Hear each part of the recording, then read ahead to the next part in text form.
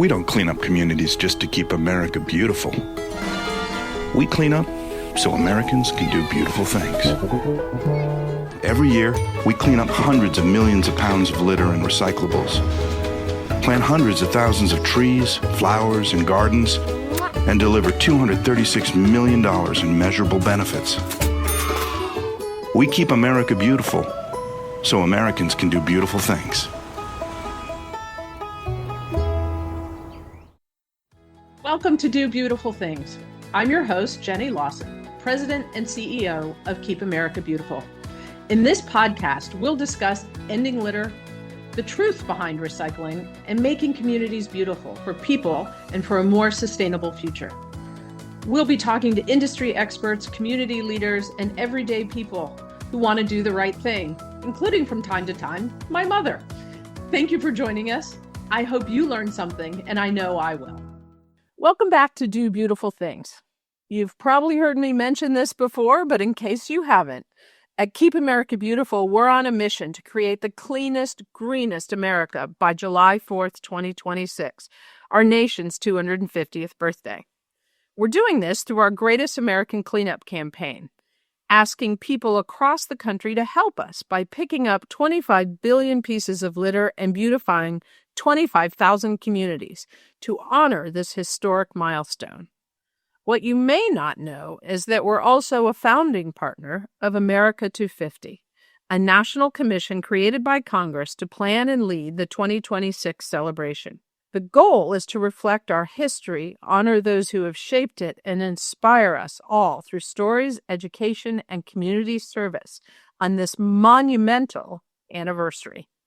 Today, we're spotlighting how that vision is coming to life in Pennsylvania with the leader of America250PA, the state commission driving efforts to highlight Pennsylvania's founding role and the lasting impact of its people. So stick around to learn how our organizations are teaming up to create the biggest and most meaningful celebration of American history. I'm thrilled to welcome Cassandra Coleman to the show. Thanks so much for having me. I would love to just give a little bit of background. So Cassandra was appointed to America250PA as its executive director back in 2019. So you've been at this journey for a while at this point. She's been building a remarkable career rooted in public service, leadership, and community. She was one of the youngest female mayors in the country to serve as a trusted advisor to Governor Tom Wolf, and she's been a force for good across Pennsylvania. Her recognitions are many, her commitment to community is unwavering, and her story is nothing short of inspiring. Thank you. You know, I certainly just brushed over the highlight. Tell us a little bit about you and how you came to lead this America250 Pennsylvania initiative. Sure. So thanks again for having me. And, my background's a little unique. I was born and raised in northeastern Pennsylvania, specifically Luzerne County, where I am a proud graduate of Wyoming area and King's College. And, very early on, Jenny, my grandfather was a public servant serving almost 40 years in local government as council chair and mayor.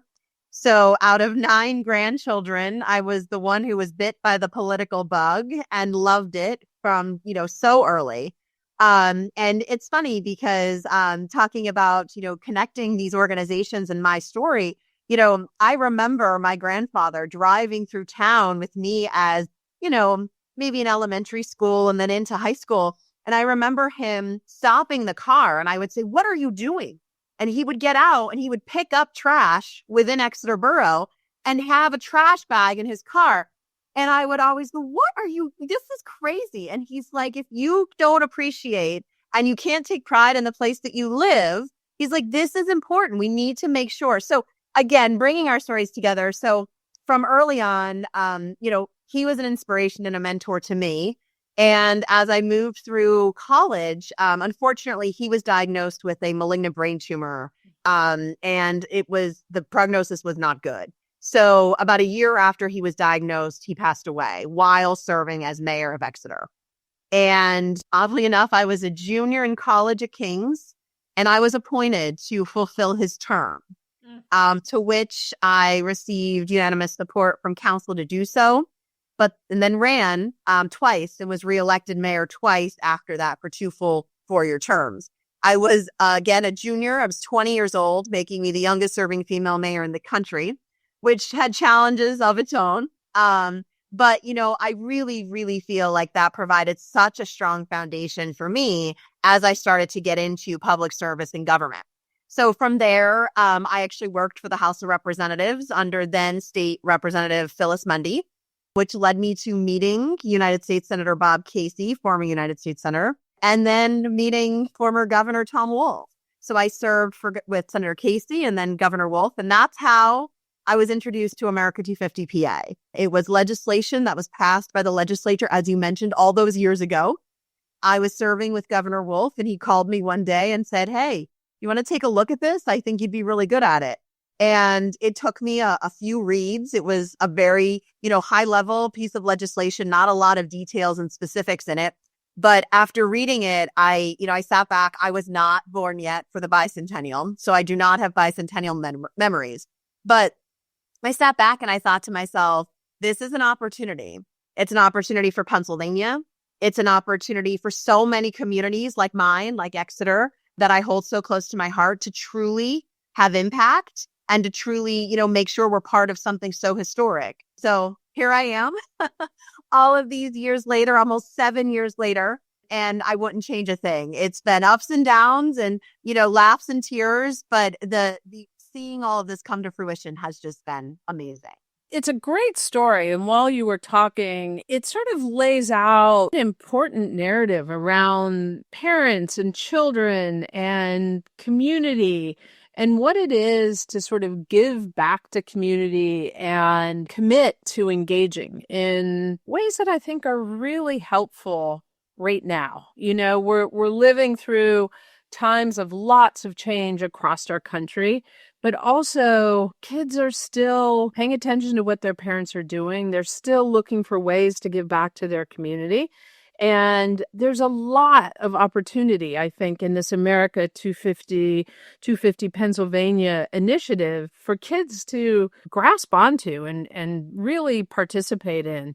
So given that history, and I will say I've been doing that Ancestry.com and have traced part of my mom's family back to the Germantown of Pennsylvania and then to Lancaster and then to Western Pennsylvania, where it looks like from the heat map, there's still a lot of distant family members back there. But that whole journey came with a long history of the story of America, right? And how people moved.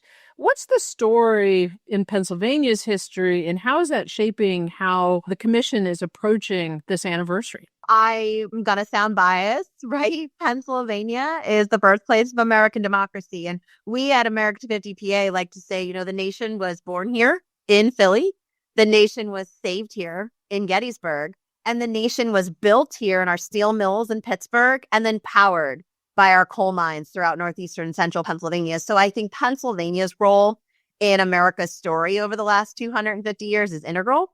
I think that it is so important. And our role here for 250 is not to just focus on 250 years ago. The focus really is on that culmination of 250 years. And we've seen such a well-received, approach to that, because if there's something that occurred in a community or a region or something historic 50 years ago or 75 or 20, we want to hear about that too, because that's what makes all of these regions and these communities so unique.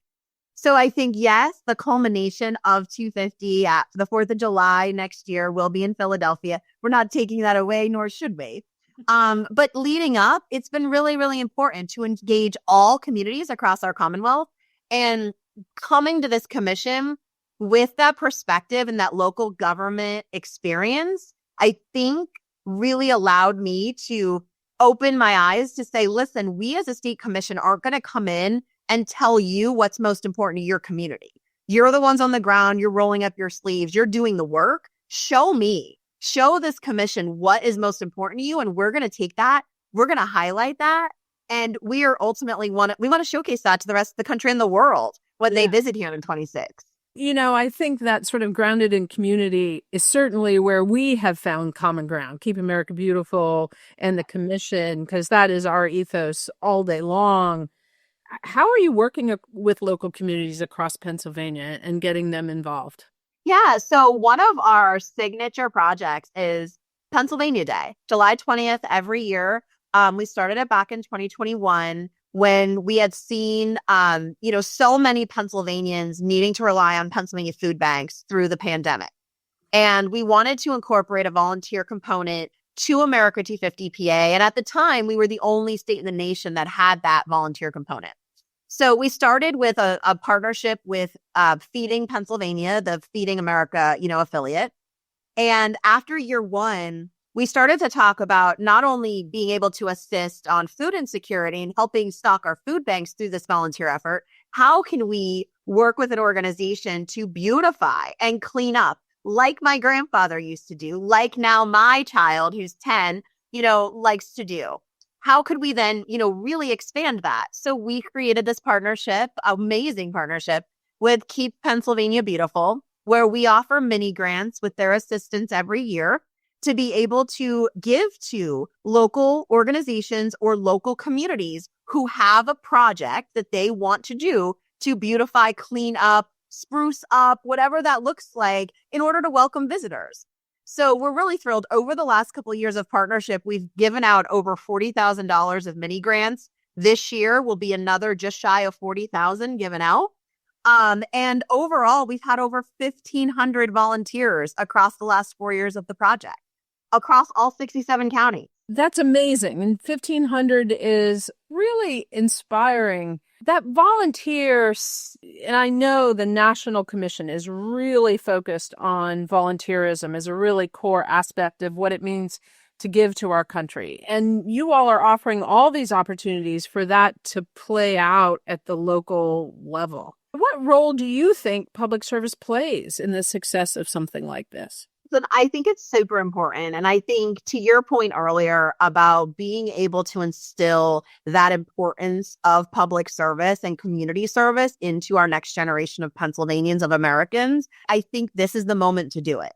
I think this is such a historic moment in time that we need to pause and we need to say, what is our responsibility right now? How can we learn from our history, look at where we are right now in our present, but most importantly, how can we reimagine the future? And the future is my son, Jimmy, who's 10, right? And how do we ultimately say to the next generation, this is what you should be doing. You should be thinking about these things on how to give back to these communities who have provided you so much. And, I think with the world the way it is today, people are hesitant to put their names on ballots. They're hesitant about the 24-hour news cycle. And listen, sometimes it's tough. I've been there. I get it, right? I was a young woman running for office all the time, which seems a little harder sometimes, than being a young male. But at the same point, again, I think instilling that importance in our next generation is key. And, I'll be honest, Jimmy goes to Pennsylvania Day with me every year. Yeah. And now can talk about the things we do and why we do it for, the communities across this Commonwealth. And that's important because that's going to stay with them the same way my grandfather's story stayed with me. We're also hearing from young people like your son, Jimmy, and our producer, McCall, has a daughter who is, I'm not sure we're telling them what to do, and it's not them telling us what to do, right? Like they are such drivers of things that they care about and such influencers of parents and communities.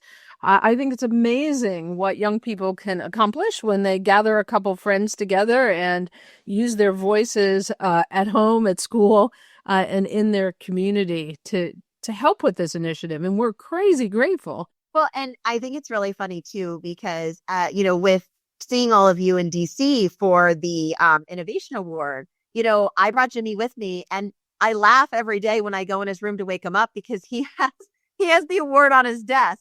And when we came home, it was funny. And I said, oh, I'm going to put that in my office. He's like, no, I'm going to put it here because I help with this, too. And I was like, you know what? You do. You can. I love it. Oh, my gosh. That's awesome. Pride that comes with that. What are some of the other projects you all are really looking forward to as we lead up to this July 4th moment? Because it is, and we're thinking internally, is there a way that we can bring those 13 original colonies? Like, do we do something really cool with them, right? Which is a push.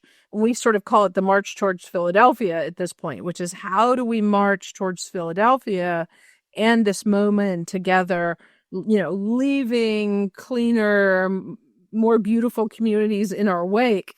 How does that play out? And so there's so many opportunities to get fresh and innovative and exciting ideas. What are you all thinking about at the commission? I'd be remiss before I dive into the, some of our projects to not say the amazing work that's going on across the country. My colleagues in all 50 states and territories are just, really, really rocking it. And it's so amazing to see all the time new, to your point, innovative, creative ideas and programs and projects and you know what? It's all of the work is appropriate for each state. It's all different, completely different, but appropriate for their constituents because all the states are so different. But I think here in the Commonwealth, we are thrilled again to engage our next generation. We have a traveling, the Keystone Classroom Initiative, which is a traveling storytelling program. We've actually reached 30,000 Pennsylvania students so far, and we will reach the additional 20,000 by December of this year, making this reach 50,000 of our youngest Pennsylvanians at an age-appropriate level, working with, a book that goes through the Pennsylvania alphabet. So it's really, really fun. We are planting certified Liberty trees in each of the 67 counties. These are tulip poplars. They are propagated from the original Liberty tree. We're planting those to, commemorate, and we have plaques with them to talk about the importance of this anniversary. The other thing, again, sticking with the next generation. We have so many wonderful post-secondary institutions across this Commonwealth. How do we keep our Pennsylvania talent here in Pennsylvania? So we have our Direct Effect Innovation Challenge. It's going on its 6th year this year. We issue a challenge to Pennsylvania college students every year. They come up with an integrated marketing concept to answer that challenge. And then the top 5 teams come to Harrisburg and they present in the Capitol Media Center where all the state reps and senators and the governor do all of their press conferences. And they present to a panel of esteemed judges, industry leaders, organizational leaders looking for interns, looking for employees to really, again, keep that Pennsylvania talent here. So we're really excited about some of the programs and projects, but also about some of these signature events that are happening next year. We're going to do kickoff ceremonies and events in all 67 counties, and we are going to be running our Commonwealth concert series. There will be one large-scale free concert in all regions of the Commonwealth leading up to the annual Wawa's Welcome America event in Philadelphia on the 4th. So we're really, really excited about that and taking that celebratory side of this, again, free. So it's not cost prohibitive here to all of the regions so that every county across this Commonwealth understands we are a Commonwealth together and our history as, and contributions as Pennsylvanians are being celebrated as one. And really, really excited for that. That's very cool. The importance and the role of music in this celebration is going to end up being a theme that we hear not just in Pennsylvania, and that's just awesome, but we're certainly talking about it at Keep America Beautiful. I know other commissions and businesses even across the country are trying to figure out what is the music tie, because I do think that's common ground for people too, right? Music is common ground that doesn't have to be noisy and political. It can be, but sometimes it's really just more about being together, building that sense of community again. Well, and I think we're seeing that. We're seeing that with the interest with the concerts. These are going to be top tier talented concerts. We're seeing that with even some of the visual arts, projects that we have. We have fiberglass Liberty Bells that are going to be placed across the Commonwealth. We're working with our tourism office, our statewide tourism office, to get people moving around to find them. But the really cool thing is those bells incorporating the visual arts are going to be designed by local artists, commissioned by us, telling those local stories.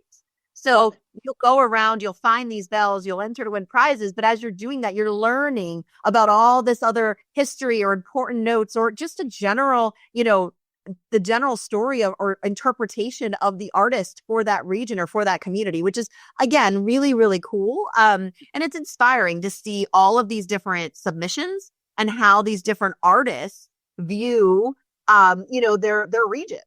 Ah, very cool. I knew you guys were going to be way on top of this. I think to that end, we do know that states have gotten rolling on this, on the 250 Commission and how they're going to engage in many, many different ways. And you've now been at this for 6 years, basically, as we all would hope, being the sort of homeland to the beginning. And if there's a commission out there or a group of citizens who are trying to figure out how do they engage with their commission and get started, what were some of the aha moments for you all as you built out Pennsylvania's approach? Yeah, I mean, I think overall, if you ask any state of the nation, I think the number one answer would be the lack of funding, right? And how do we get over that hurdle? Luckily here in the Commonwealth, we're actually a true public-private partnership. Every dollar the Commonwealth has provided us as of December 31, we've matched in private donations. So it's been really, really great to be able to tout that, especially within the private sector.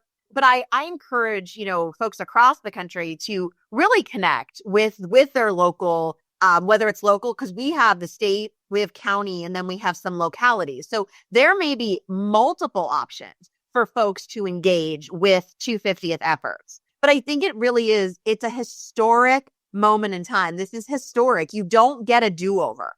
And that's what, I keep saying to folks is, if you're going to get off the bench and get in the game, now is the time to do it. Because you will not get this opportunity again. It's a once in a generation opportunity here. And I sometimes even say once in a lifetime. Am I going to get to do this again? Probably not, as far as running an organization like this. So I would just encourage folks, to learn about, again, every state is so different. Every state has such a variety of different programs, projects, and or events. But I think everybody's mission is the same, to say we want to engage as many Americans as we can in the most inclusive way as we can, to ensure that everyone is included in 2026 in some way, shape, or form, and at the level of which they are comfortable. Well, that's just fantastic. Thank you. So I say this to my team all the time. So what does it look like on July 5th? So crazy enough, in Pennsylvania, 2026, the 250th actually goes from January 1 through December 31. So we will have programming, projects, and events that actually don't end until December. So July 5th, we sleep in late, we get up, and we start planning for Pennsylvania Day, which will be July 20th of 2026, and the events in the fall. Yeah. Yeah, right. I mean, so yes. All right. Theoretically, what do we hope sticks with people? I hope that we have that opportunity to really, have folks pause and really just take stock and say, listen, I'm proud to be an American. I'm proud to be a Pennsylvanian. I'm proud to be from Exeter. And, ultimately, this is a moment that we can truly think about future generations and where we go in the next 50 years. And I just hope that folks, really recognize that the importance of the moment. Thank you, Cassandra, for being here, for sharing your enthusiasm, your energy, and your vision. We are so pleased to be your partner and congratulate you on your Innovation Award, and look forward to seeing this through with you, at least until July 5th, but I assume and beyond. Thanks so much for having me. It's always a pleasure. Thanks again to Cassandra for a great conversation. Her energy and her inspiration certainly gave me a lift to keep at this idea of bringing us all together. I was really moved by her thought about using this moment in time for us collectively to take a pause from the noise, a pause from the rhetoric, and focus on the optimism of the moment of this anniversary and the possibility to refresh ourselves in this vision for a cleaner and greener and more beautiful and more connected and happier town, city, state, and America. So if you're feeling inspired to take action, visit us at kab.org/greatest to get involved in the Greatest American Cleanup. Together, we can really impact the future by July 4th, 2026. And if you'd like to learn more about the America 250 initiative or work being done in Pennsylvania through America250PA, be sure to visit America250PA.org or America250.org. So until next time, take care, stay informed, and let's keep doing beautiful things together. See you in the next episode.